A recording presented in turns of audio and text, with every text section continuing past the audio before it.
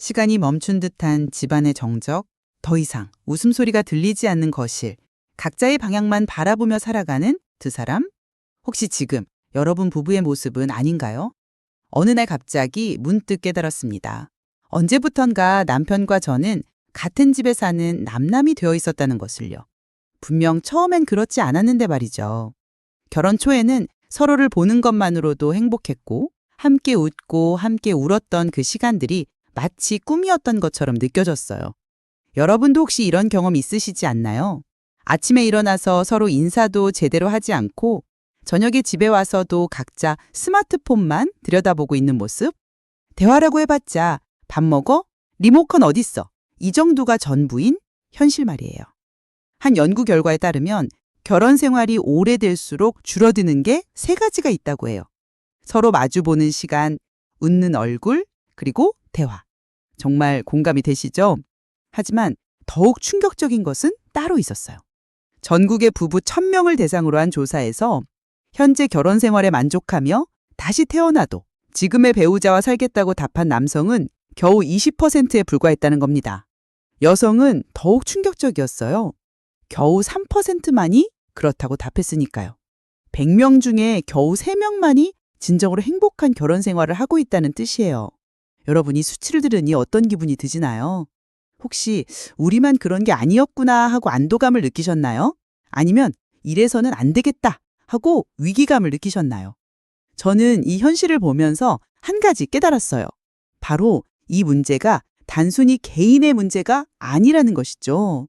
우리 중장년 부부 대부분이 겪고 있는 공통의 고민이라는 거예요. 특히 우리 중년 부부들에게는 더욱 복잡한 문제들이 겹쳐 있어요. 호르몬의 변화로 인한 갱년기, 자녀들의 독립으로 인한 공허감, 은퇴 후 늘어나 함께하는 시간에 대한 부담감, 그리고 서로에 대한 깊은 실망감까지. 이 모든 것들이 한꺼번에 몰려오니까 어떻게 해야 할지 막막하기만 하죠. 실제로 황혼이혼이 급증하고 있다는 통계를 보면 더욱 심각함을 느낄 수 있어요. 혼인 지속 기간이 20년 이상인 황혼이혼이 전체 이혼의 34.7%를 차지한다고 하니까요. 이혼한 부부 3쌍 중 1쌍이 황혼이혼이라는 뜻입니다. 그런데 여기서 중요한 건 이런 위기가 오는 것이 어쩌면 자연스러운 일이라는 거예요. 결혼 생활에는 단계가 있거든요. 처음에는 매혹적인 끌림의 단계가 있어요. 서로에게 빠져들어서 콩깍지가 씌는 그 시기 말이에요. 그 다음에는 낭만적인 단계가 와요. 로맨틱하게 서로를 챙기고 사랑한다는 말을 자주 하고 데이트도 자주 하는 그런 시기죠. 하지만 이런 감정들이 영원히 지속되는 건 아니에요. 연구 결과에 따르면 이런 로맨틱한 감정의 유효기간은 길어야 3년 정도라고 해요. 3년이 지나면 몸이 더 이상 그런 설렘에 반응하지 않게 된다는 거죠. 그럼 3년 후에는 어떻게 될까요? 바로 갈등의 단계가 와요. 처음에는 달라서 끌렸던 것들이 이제는 갈등의 원인이 되는 거예요. 당신은 왜 이렇게 나랑 다르냐? 도대체 왜 그렇게 행동하냐? 하면서 서로를 이해하지 못하게 되죠. 문제는 많은 부부들이 바로 이 갈등의 단계에서 멈춰 있어요. 어떤 분들은 갈등을 피하려고 서로 무관심해지기도 하고 어떤 분들은 아예 이혼을 선택하기도 하죠. 하지만 진정으로 행복한 부부가 되려면 이 갈등의 단계를 넘어서야 해요. 그 다음 단계가 바로 타협과 수용의 단계입니다. 서로의 다름을 인정하고 그 다름 속에서도 서로를 사랑할 수 있는 방법을 찾아가는 것이죠. 이것이 바로 진정한 사랑의 시작이에요. 여러분은 지금 어느 단계에 있으신가요? 혹시 지금 갈등의 단계에 머물러 계신 건 아닌가요? 그렇다면 오늘 제가 말씀드리는 내용이 여러분에게 새로운 희망이 될 수 있을 거예요. 우리 부부가 갈등을 겪는 가장 큰 이유 중 하나는 서로의 성격 차이 때문이에요. 통계를 보면 이혼 사유 1위가 바로 성격 차이잖아요. 하지만 이 성격이 하루아침에 만들어진 게 아니라는 걸 우리는 알아야 해요. 우리 각자의 성격은 어린 시절의 경험, 특히 부모와의 관계에서 형성된 것들이에요. 그 과정에서 상처를 받은 내면의 아이가 우리 안에 살고 있는 거죠. 타인을 먼저 챙기는 아이, 인정받기 위해 달리는 아이, 조용히 숨는 아이, 누군가를 지켜야 하는 아이, 항상 밝아야 하는 아이, 거절 못하는 아이, 누군가를 따르는 아이들이 우리의 행동과 반응을 지배하고 있어요. 예를 들어 남편이 집에 오면 항상 소파에 누워서 TV만 본다고 짜증내지 마세요. 혹시 남편이 어린 시절에 아버지로부터 따뜻한 보살핌을 받지 못해서 집에서 어떻게 남편 역할을 해야 하는지 모를지도 몰라요. 아내가 작은 일에도 예민하게 반응한다고 화내지 마세요. 혹시 아내가 어린 시절에 자신의 감정을 제대로 표현하지 못하고 억압하며 살아와서 지금에서야 그 억눌린 감정들이 터져 나오는 건지도 모르니까요. 서로의 상처받은 내면 아이를 이해하게 되면 짜증과 원망 대신 연민과 이해가 생겨요. 아, 저 사람도 상처가 있구나. 저 사람도 힘들었구나 하는 마음이 드는 거죠. 그런 마음이 들면 말로 참지 말고 꼭 표현해 주셔야 해요. 언어에는 정말 놀라운 힘이 있거든요. 우리가 어떤 말을 쓰느냐에 따라서 그 말 속에서 살게 돼요. 만약 부정적인 언어를 쓰면 거리가 생겨요. 그 속에서는 누구도 자기다운 모습으로 살 수 없어요.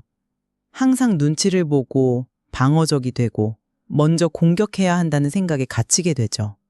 하지만 긍정적인 언어를 쓰면 공간이 만들어져요. 숨 쉴 수 있는 공간, 자기가 될 수 있는 공간, 자기 춤을 출 수 있는 공간이 말이에요. 그 중에서도 가장 강력한 긍정의 언어가 바로 칭찬이에요. 칭찬은 고래도 춤춘다잖아요? 하물며 우리 배우자는 어떨까요? 그럼 칭찬은 어떻게 하면 좋을까요? 칭찬에도 원칙이 있어요. 첫째, 그때그때 칭찬하세요. 크리스마스까지 모아두지 마시고요. 둘째, 결과보다 과정을 칭찬하세요. 성과를 냈을 때만 칭찬하지 말고 노력하는 모습 자체를 인정해 주세요. 셋째, 실수한 것을 너그럽게 보아 넘기세요. 3년 전 일까지 기억해서 들춰내지 마시고요. 여러분, 오늘 당장 배우자를 바라보세요. 정말 자세히, 사랑하는 마음으로 바라보시면 칭찬할 거리라 보일 거예요. 당신 덕분에 오늘 하루가 괜찮았어. 수고했어. 정말 고마워. 이런 간단한 말 한마디가 지친 마음에 얼마나 큰 위로가 되는지 아세요? 물론 마음을 먹었는다고 해서 갑자기 행동으로 옮기기는 쉽지 않을 거예요. 그렇다면 우리 과거로 한번 돌아가 볼까요? 여러분은 배우자와 처음 만났을 때를 기억하시나요?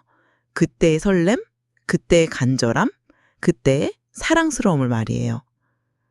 시간이 지나면서 우리는 그 소중한 감정들을 잊어버리게 돼요. 익숙함이 감사함을 가려버리고 일상이 특별함을 덮어버리죠. 하지만 그 첫 마음이 완전히 사라진 건 아니에요. 단지 먼지가 쌓여서 보이지 않을 뿐이죠. 결혼 초기에 함께 갔던 장소를 다시 방문해 보세요. 결혼식 영상을 함께 보면서 그때의 감정을 나누어 보세요. 서로에게 했던 첫 고백이나 프로포즈의 순간을 떠올리면서 그때의 설렘을 되새겨 보세요. 그리고 무엇보다 중요한 것은 스킨십이에요. 안타깝게도 중년이 되면 자연스럽게 스킨십이 줄어들어요. 호르몬의 변화, 몸의 변화, 그리고 오랜 시간 함께 살면서 생긴 익숙함 때문이죠. 하지만 스킨십은 부부 사이의 감정적 유대감을 강화하는 데 정말 중요한 역할을 해요. 연구 결과에 따르면 신체적 접촉은 스트레스 호르몬을 감소시키고 행복감을 높이는 옥시토신이라는 호르몬의 분비를 증가시킨다고 해요. 이 옥시토신은 포옹의 호르몬, 사랑의 호르몬이라고도 불리죠. 큰 것부터 시작하지 마세요. 손잡기, 포옹, 가벼운 볼뽀뽀처럼 작은 스킨십부터 시작하세요. 너무 어렵나요? 그렇다면 아침에 먼저 일어난 사람이 다리를 주물러 주면서 잘 잤어 하고 인사를 건네보세요. 외출하기 전에 가볍게 등을 쓰다듬으면서 인사해보세요. 이런 작은 순간들이 모여서 부부 사이의 심리적 거리를 좁혀줄 거예요. 스킨십은 말로 표현하기 어려운 감정들을 전달하는 몸의 언어거든요. 하지만 여기서 중요한 건 억지로 하면 안 된다는 거예요. 진짜 사랑하는 마음, 배려하는 마음에서 우러나와야 해요. 그래야 상대방도 그 진심을 느낄 수 있고 자연스럽게 반응할 수 있거든요. 특히 중년 여성분들의 경우 갱년기로 인한 신체적 변화로 스킨십을 꺼리게 될 수 있어요. 이때 남편분들은 더욱 세심한 배려가 필요해요. 억지로 요구하기보다는 아내의 마음을 먼저 어루만져 주세요. 감정적인 친밀감이 회복되면 자연스럽게 신체적 친밀감도 따라올 거예요. 그리고 마지막으로 정말 중요한 이야기를 하나 더 해드릴게요. 55세 이후에 배우자를 잃으면 평균 수명이 7년이나 단축된다는 연구 결과가 있어요. 특히 남성의 경우 더욱 심각하죠. 그리고 황혼이혼을 한 사람들의 평균 수명은 4년에서 5년이나 단축된다고 해요. 이게 무슨 의미인지 아시겠죠? 배우자는 단순히 함께 사는 사람이 아니라 우리 생명과도 직결된 소중한 존재라는 거예요. 건강을 위해서도, 행복을 위해서도, 그리고 더 오래 살기 위해서도 부부관계를 소중히 여겨야 한다는 뜻입니다. 그런데 혹시 지금 이 이야기를 들으면서도 우리 집 상황은 너무 심각해서 이런 방법들이 통하지 않을 것 같다고 생각하는 분들이 계실까요? 또는 너무 이상적인 이야기 아니냐고 생각하는 분들도 계실 거예요. 맞아요. 현실은 쉽지 않아요. 하지만 기억하세요. 모든 변화는 작은 것에서 시작돼요. 오늘 당장 배우자에게 고생했어 라는 말 한마디를 건네는 것, 그것이 시작일 수 있어요.